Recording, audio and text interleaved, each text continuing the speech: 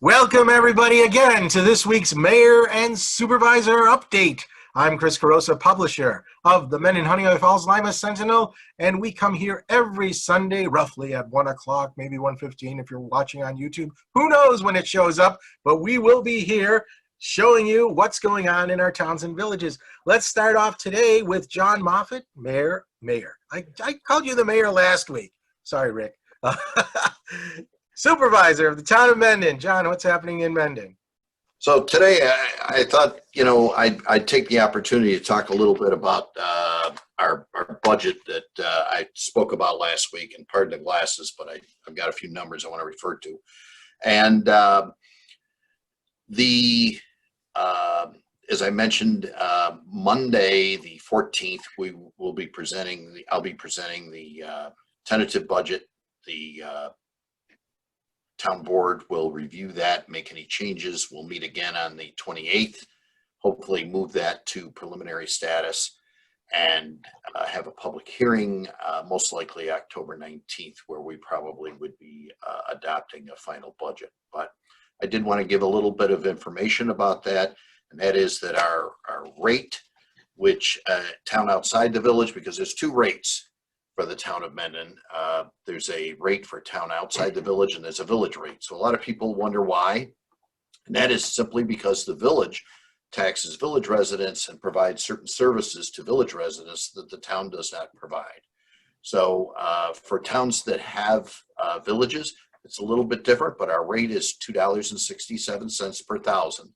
So if you're a resident and you figure what your assessment is, minus any type of star and other exemptions, and do the math yourself, you can figure out what your town rate is, and obviously that'll be on your tax bill first of the year, along with the county. So inside the village, our rate is $1.67. So there are certain services that we provide to all residents, for instance, the library, the community center, things like that. There are other services like brush pickup that the town only does twice a year to town outside the residents. The village picks up brush once, I believe it's once a week. Rick could qualify this, but I believe it's once a week for several months during a portion of the year. Village has a lot of sidewalks to plow. In the town, we have a few sidewalks in the hamlet. So it's quite a bit different. But for most residents, they're probably paying somewhere between $35 and $40 per thousand total. And that includes pure waters, whether they're in the Mendon Fire District or in the Mendon Fire Protection District, the school, either HFL or Pittsford, and the county rate. So when you add up all those things, it's somewhere between $35 and $40. Water district, again, lighting districts, all those things can affect it. So it kind of depends on where you live. And so between $35 and $40 a thousand, which, is something that we've been very cognizant of. And that's why we've kept our rate. We've tried to maintain our rate. This will be our fourth year in a row at that 267 rate. And then prior to that, we had 5 years at $2.80. So it was actually more previous to that. But we did have a reassessment in 2017, so we dropped our rate after the reassessment. So I just thought I'd concentrate on that since we are working on our budget, and I'm sure everyone got their school tax bills or their financial institution did, and none of what I've talked about affects your school tax rate, with the exception of that total amount of $35 to $40 per thousand rate. So all those things add up, and it's certainly something that I encourage residents to be aware of, because the amount of, no one likes to pay taxes, but the amount of taxes that you pay, you definitely, I want the residents to understand what they're paying for. So again, thanks, Chris. And I do want to mention that the Village of Honeoye Falls' rate is the second lowest in Monroe County. Our rate in the town of Mendon is the fourth lowest in Monroe County. So there's 19 towns in Monroe County. Our rate is the fourth lowest, and the village rate amongst the villages in Monroe County is the second lowest. All this information came from the county's website. So my goal here is not just to provide information to everyone. All right. Thank you very much, John. Keeping with our town flavor, the town of Lima, Mike Falk. How's everything going there? Well, pretty well, Chris. Some county news first. Livingston County sales tax, we're down 6.5% year to date so far. The county has engaged the consulting folks from Bowich and Coffee LLP regarding the property that is at 1920 Buell Ave here in Lima. As you know, that has been picked up by the DEC as a sort of a Superfund site. A lot of toxic stuff was dumped into the ground. And now we're at the other end with the DEC having done their design, and the county and the village are all involved. From the county's point of view, we would like to see a complete remediation by the DEC rather than the partial. And so the consultants are going to work on that portion. Livingston County is third regionally for census responses, and Lima is riding right about 62.7% as compared to 69.2% responses in 2010.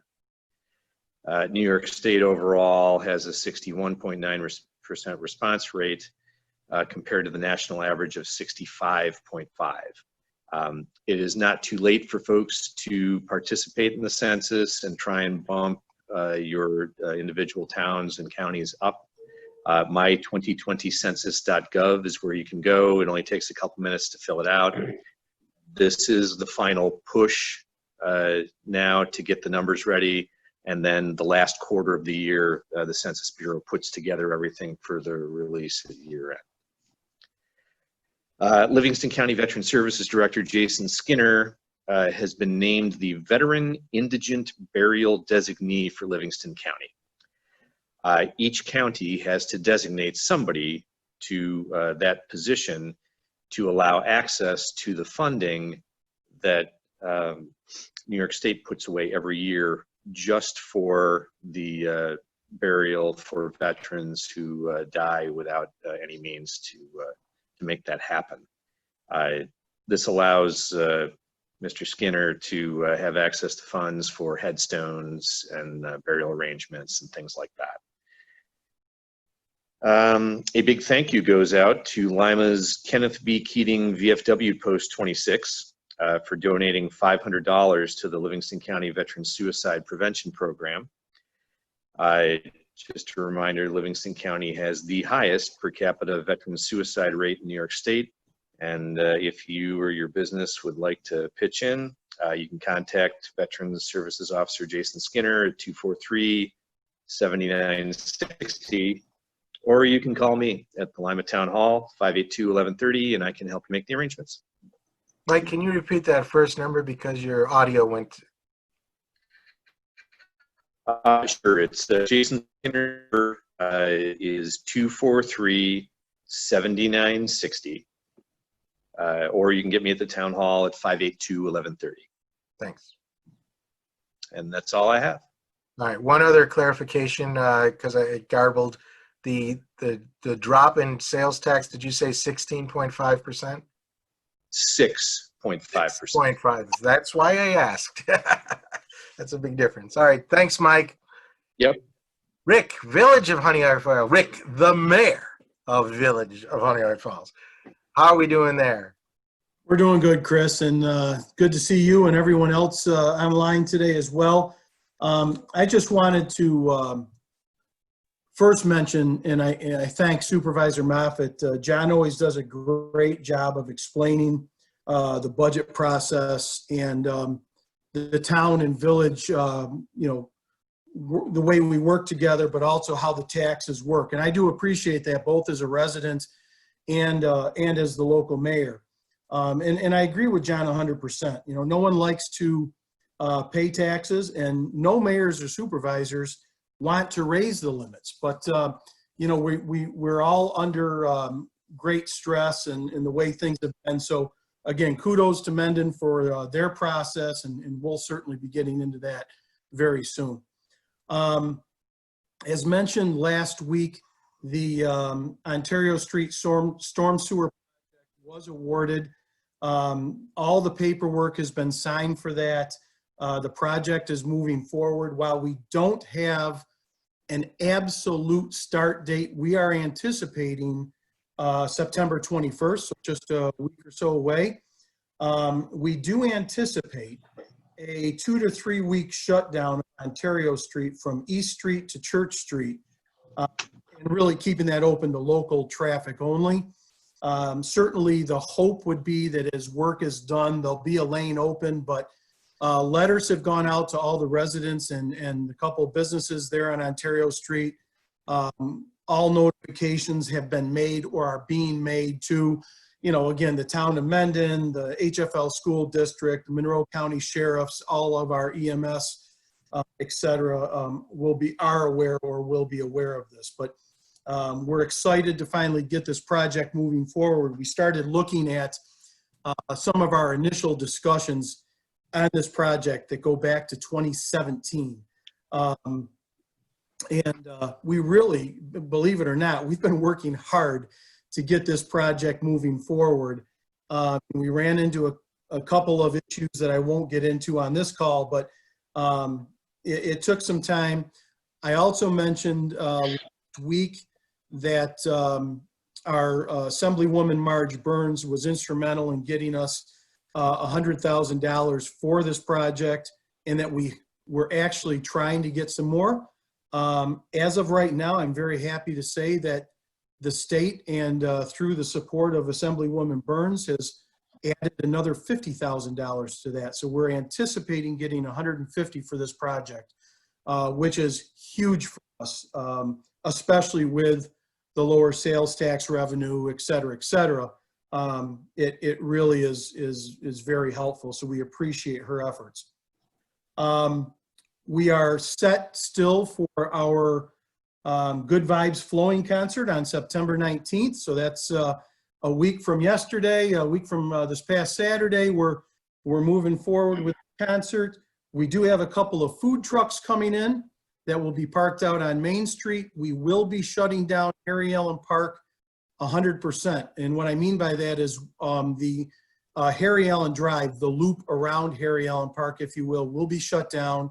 No traffic will be allowed in or out, obviously in case, except for an emergency, but our hope is to spread people out. People can use the actual drive area to set up chairs, et cetera. We're really going to do our best to keep people socially distanced as best we can.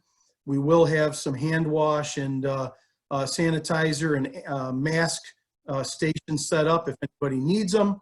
And we're just going to continue to push and ask people to wear masks in, get to your seating location, wherever you're going to be set up, and just try to be protective of one another. So looking forward to it. That's from 4 to 7 p.m. Next Saturday, or this coming Saturday, if you will, the 19th.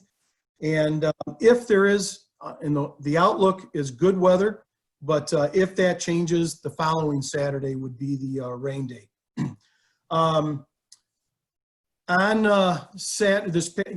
This past Saturday, Rotary was at the village parking lot at the town hall handing out sanitizer. They had actually purchased a 55-gallon drum of hand sanitizer, and but it was to hand out to people, and they're going to be they did that. And we haven't heard back as far as how successful it was, but we hope it was very successful, and we appreciate Falls Mendon Rotary Group doing that. It's a great community project. We're very happy to see a great start to the school year. Kudos to Superintendent Mancuso and his whole team. We've heard nothing but good things coming out of HFL, all in all. And then from the village standpoint, again, our committees are very active. The fire department committee for the building and the comprehensive plan review committee have met a couple of times, and these committees are moving forward very well. So that's what's going on in Honeoye Falls. And again, thank you for this opportunity, Chris, to get together with everyone. It's great to see everyone. Excellent. Thanks, Rick. Eileen, Mayor of the Village of Scottsville. How's our West Coast doing? Eileen, you're on mute. Let's unmute you. Okay, got me now? I got you now. All right. Yeah, we're tucked here in the southwest corner of Monroe County, but we're doing fine. Things are fairly quiet. The office is open to foot traffic. Just remember to social distance and, oh, it looks like I'm yawning there. Just to social distance, wear a mask, and there's hand sanitizer and masks available for everybody. September 4th was the end of our permissive referendum in terms of the fire district. We received no petitions, so the fire district will be going forward, and all the paperwork and everything will be done and taken care of for that. Your first public meeting is this Monday, September 14th. I don't have a lot of details on it, but we'll be up at the fire hall. I would say check online to see what time their meeting begins. We are finishing up our fall winter newsletter, which we should be going out this week. It will be available online, and hard copies will be available in the village office. So check it out. It will have information about on any fall activities, about plowing, about winter. So please check that out. And at the beginning of the year, a new pamphlet will come out with garbage pickup times and guidelines for your recycling and garbage. Continuing with the DPW, we have revised our stickers. We got a new garbage truck this year, which allows us to do things a little easier. So we are changing the sticker structure for extra pickups, and there will be $1 stickers for extra bags of garbage. And then on recycling days, it will be if you have any large items that take more than one person to handle, or any bulk items like several things put out, all you need is a $10 sticker and we will pick it up. Small things like a child's chair or something like that will be at no cost. It will be if you have a bulk of items or a large heavy item, it will be $10. Plus, refrigerators, anything with Freon will still be the $25. And what was the other one? Electronics. We do not pick up, we do pick up most TVs, but the old TVs that have tubes are $35. So check the newsletter, check the pamphlet when it comes out. And just a reminder to people, please don't overfill your totes. The arm is automatic, it does it, and when the lid is up, sometimes something can fall out. Please don't overfill. Please remember to break down your boxes. When you don't, keep the lid up. If we get rain, the cardboard gets soaked, which puts more weight, which is your tax dollars when we go to pay for it. So please do not overfill and break down your boxes. Leaf season is coming up. And so the DPW will be around picking up leaves. Rake your leaves to the side of the road, and the leaf truck will come around and take care of them for you.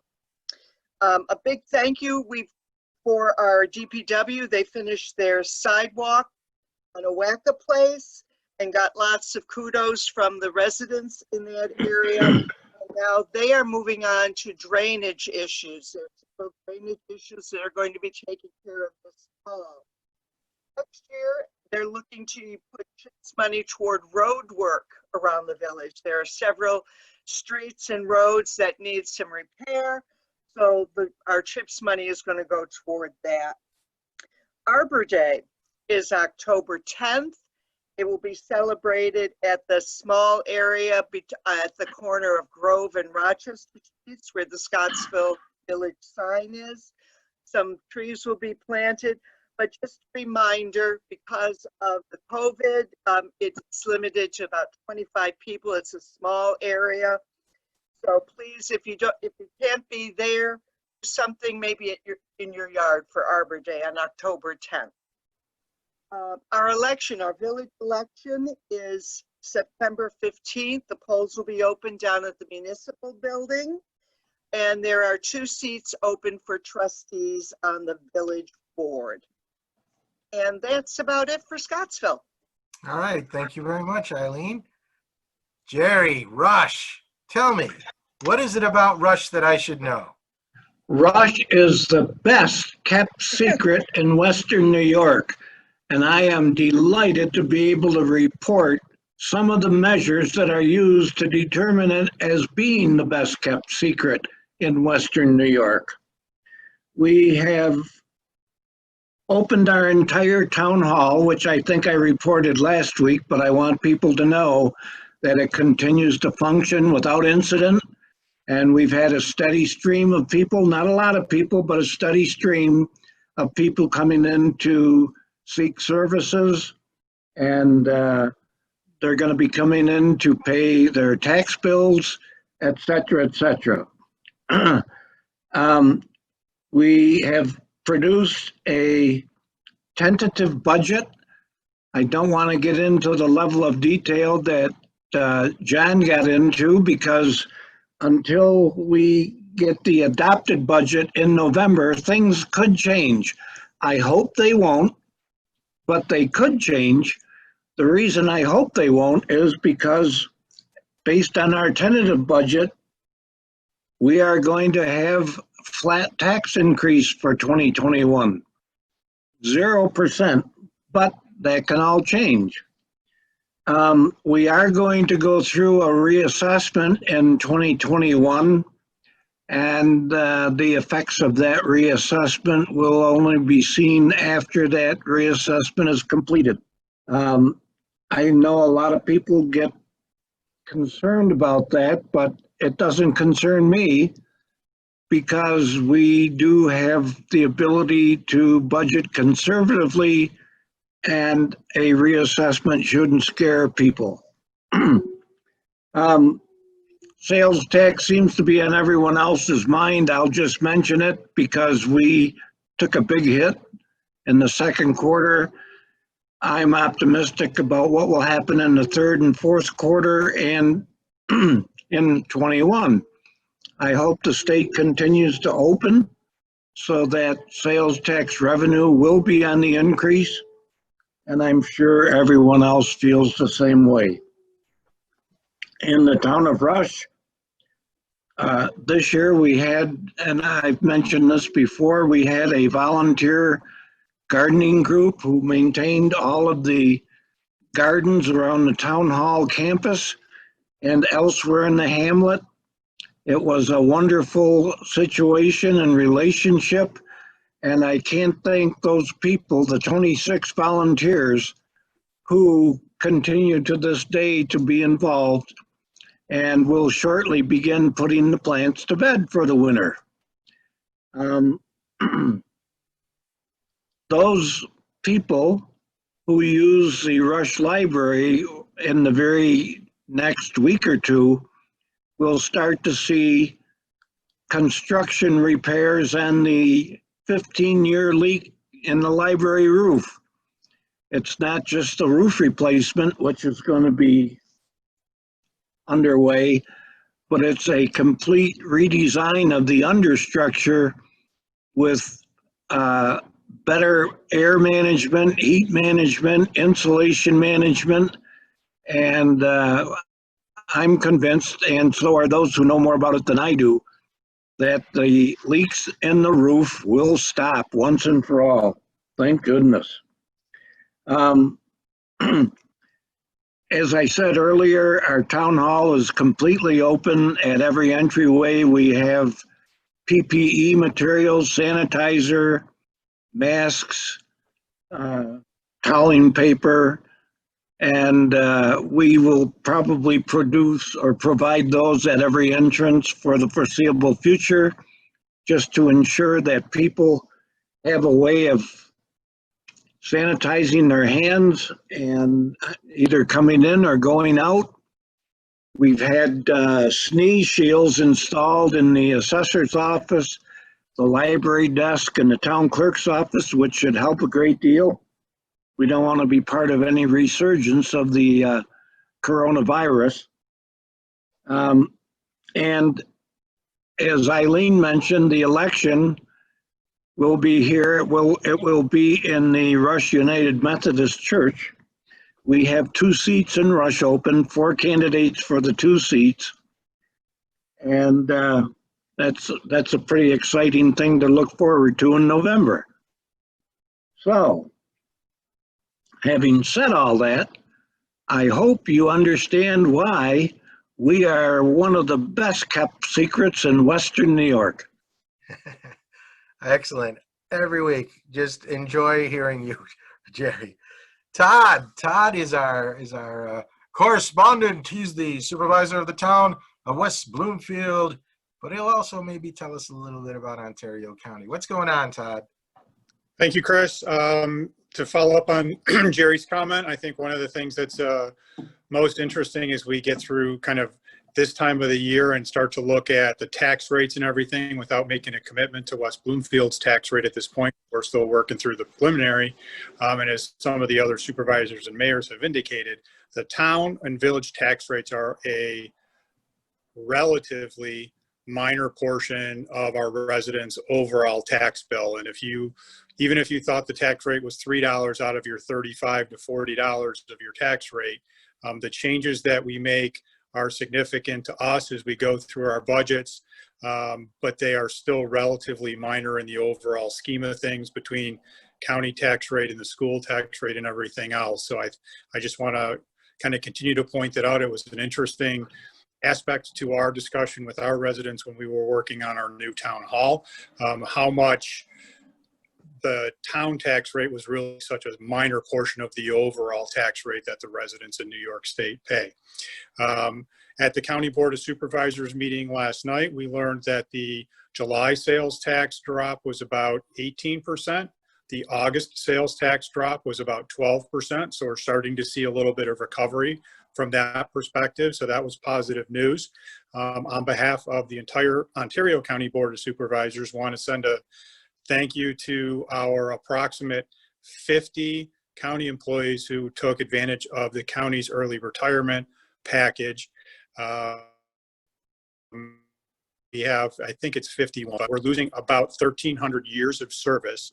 The county, in an effort to look at the 2021 budget, offered some early retirement packages and incentives. It's going to save us approximately $4 million in the 2021 budget. We had a couple of directors, department heads, et cetera, who retired early. We had folks that had over 40 years of service, and everything from cooks in the jail all the way up again to like the director of mental health as an example. So best wishes to all of you on your retirements, and good luck in the next chapter. From a town perspective, we had our town board meeting this week, and we were able to do a kind of a hybrid meeting. We had one of our town board members who had traveled out of state for work. State he went to was put on the New York travel list, so when he came home, he had to quarantine. Fortunately for us, the governor extended that ability to meet via teleconference or Zoom.